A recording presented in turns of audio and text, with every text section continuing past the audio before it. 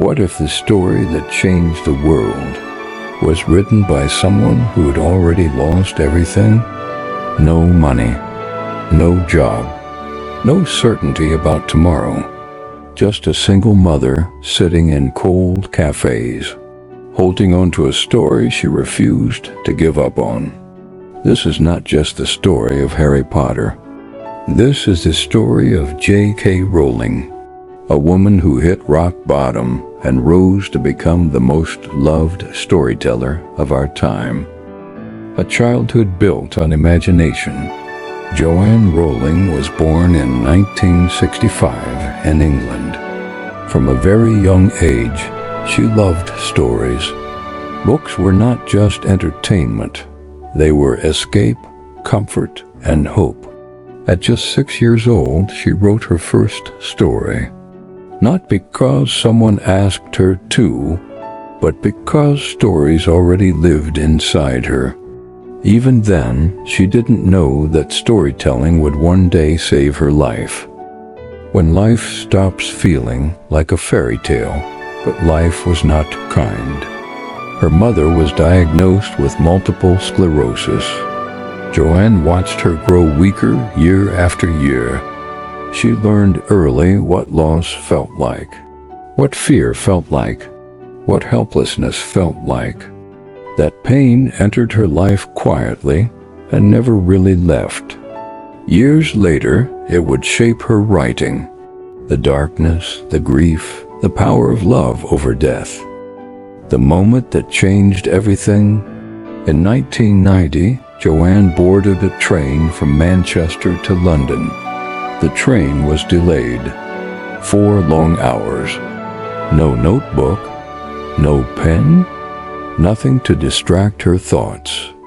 And then, something unexpected happened. A boy with messy black hair, round glasses, and a lightning-shaped scar appeared in her mind. He didn't know he was a wizard.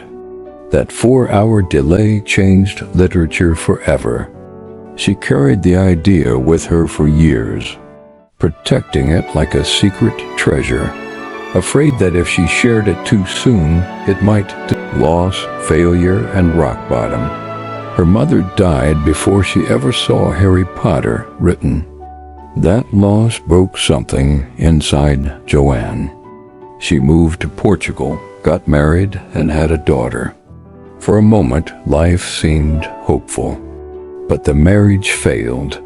She returned to the UK as a single mother, unemployed, depressed, and struggling just to survive. She later said, "I was as poor as it is possible to be in modern Britain without being homeless." She lived on welfare.